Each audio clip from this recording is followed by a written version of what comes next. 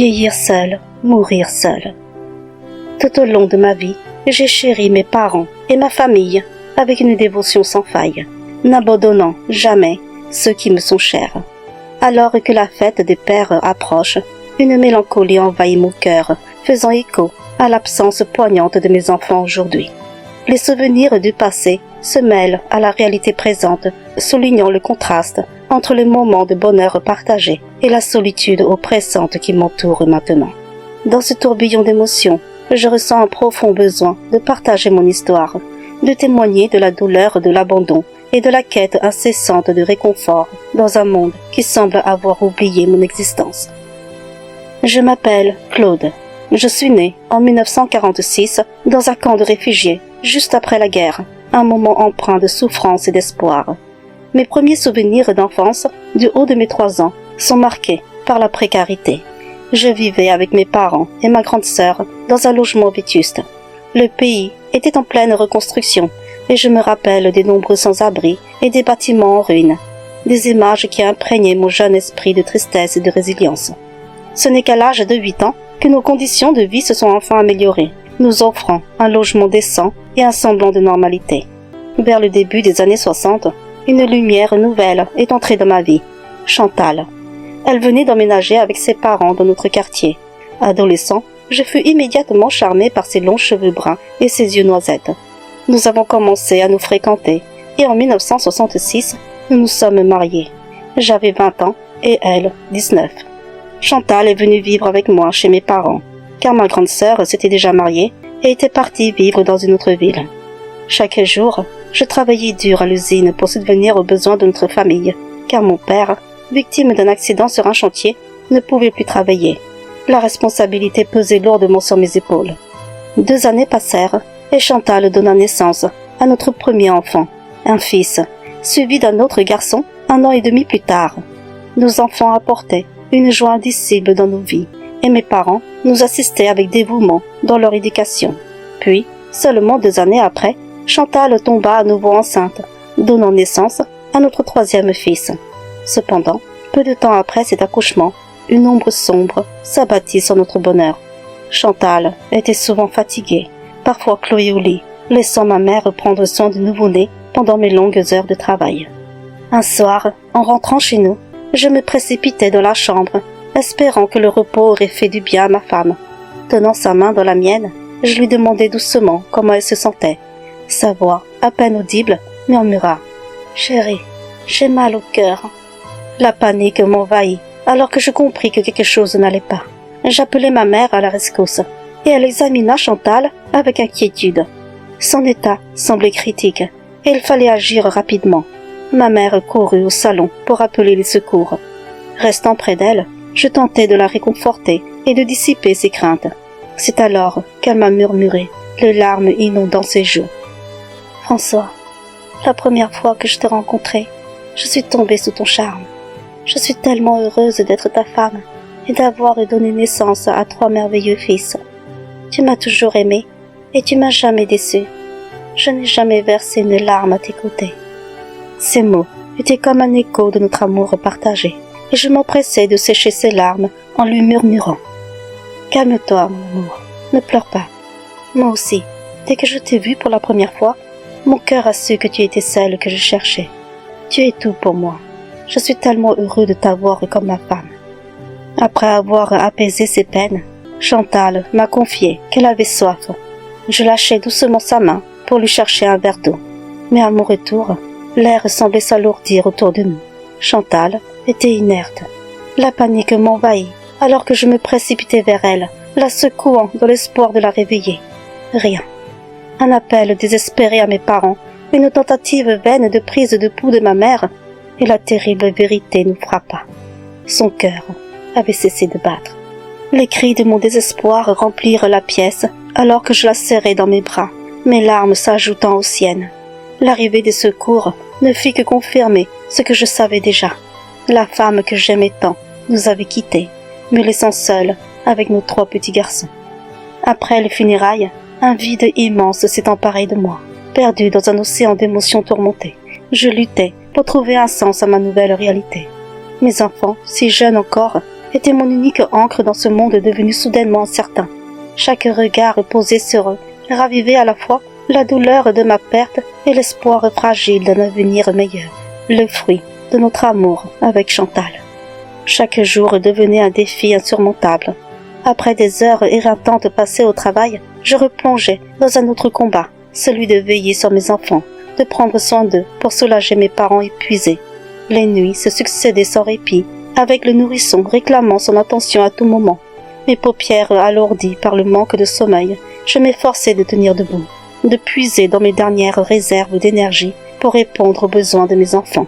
Chaque matin, épuisé, mais déterminé, je repartais affronter la journée qui s'étendait devant moi, portant le poids de mes responsabilités et le souvenir de l'amour perdu. Lorsque mon plus jeune enfant a finalement franchi les portes de l'école, mes parents ont commencé à suggérer de trouver une nouvelle compagne. Pourtant, le souvenir indélébile de Chantal continuait de hanter chaque recoin de mon cœur. La peur m'étreignait à l'idée qu'une autre femme ne saurait aimer mes fils de la même manière. Alors, dans un élan de résolution, j'ai pris une décision ferme. Je ne me remarierai pas tant que mes enfants seraient encore jeunes. Ce n'est que 10 longues années plus tard que j'ai enfin ouvert mon cœur à nouveau. J'ai épousé une jeune veuve qui avait une fille. Ensemble, nous avons construit un nouveau foyer, accueillant mes parents âgés sous notre toit. Les années passaient, apportant avec elles de nouveaux bonheurs. 2 autres fils ont vu le jour de notre union, mais le destin semblait s'acharner sur nous. Ma nouvelle épouse tomba gravement malade, terrassée par un cancer impitoyable. Sa perte fut un coup dévastateur, et peu de temps après, mes parents s'en allèrent à leur tour. Ainsi, je me retrouvai seule, confrontée à l'immense responsabilité d'élever mes 6 enfants. Les épreuves avaient forgé une résilience en moi, mais dans le silence de la solitude, je me sentais parfois dépassée par le poids de mes responsabilités, cherchant désespérément la force nécessaire pour continuer à avancer. Après avoir pris la décision de ne jamais me remarier, j'ai consacré chaque instant de ma vie à mes enfants, déterminée à leur offrir un avenir radieux. J'ai travaillé sans relâche, sacrifiant tout pour financer leurs études et leur offrir le meilleur départ possible dans la vie. Peu à peu, chacun d'eux a pris son envol, laissant derrière eux le nid familial qui se vidait progressivement. Je me suis retrouvée seule, perdue, dans une maison empreinte de souvenirs et de silences étouffants. Puis, en 2019, un coup du sort brutal a frappé. Un AVC m'a terrassée, m'arrachant la vie que je connaissais. Après un long séjour à l'hôpital, je suis retournée chez moi, mais mes fils ont jugé que je ne pouvais plus rester seule. Ils m'ont placée en maison de retraite où chaque jour semblait s'étirer à l'infini.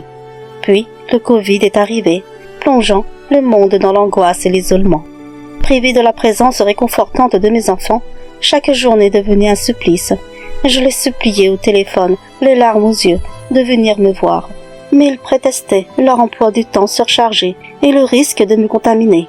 Dans cette solitude oppressante, je me raccrochais désespérément aux souvenirs heureux de ma vie passée, tandis que la maladie emportait les résidents les uns après les autres.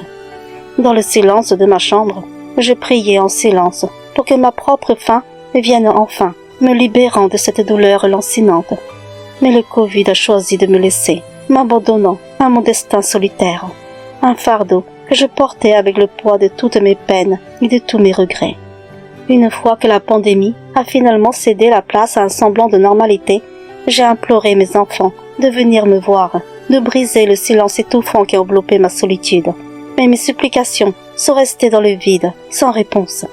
Mes 2 aînés semblaient avoir oublié jusqu'à mon existence, leurs appels téléphoniques restant sans réponse, leurs visites inexistantes.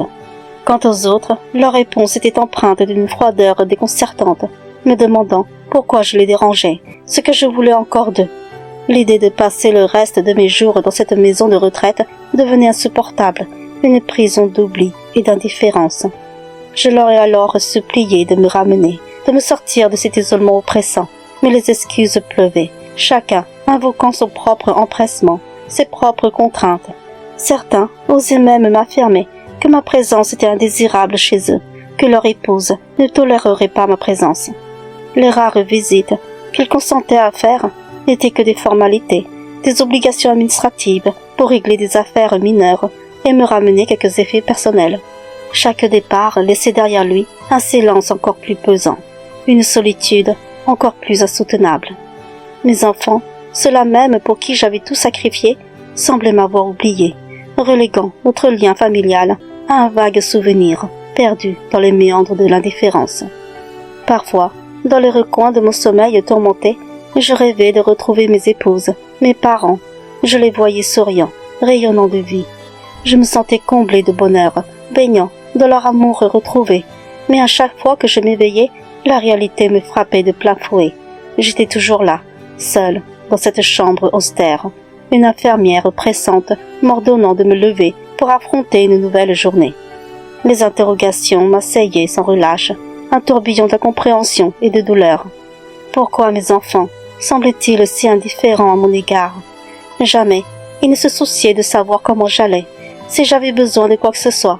Chaque appel téléphonique était teinté de froideur, leur voix résonnant avec un détachement cruel. « Papa, pourquoi tu appelles encore ?» Leur réaction à mes messages était encore plus déconcertante, un écho glacé de leur désintérêt. « Qu'est-ce que tu veux encore, papa ?» Alors que j'espérais juste une phrase. « Comment tu vas, papa ?» À chaque fête des pères, je restais seule, dans mon coin, observant avec un cœur lourd les autres résidents accueillir chaleureusement leurs enfants. Les miens semblaient préférer célébrer cette journée en famille, sans même penser à moi, pas un seul appel, pas un seul geste d'affection.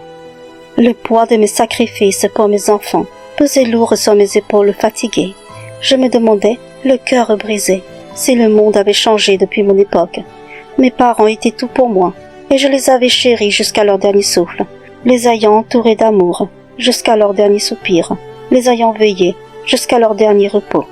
Ils sont morts dans ma maison, et je les ai enterrés avec tristesse. Depuis qu'ils étaient partis faire leur vie, mes enfants s'étaient empressés d'acheter des assurances vie à mon nom.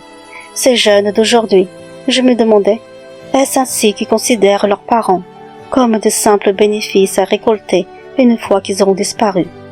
Les personnes âgées comme nous nous sentions si seuls, si oubliés. Nous revivons chaque jour notre vie passée, ressassant nos souvenirs, nos regrets. Je me surprenais à imaginer le pire.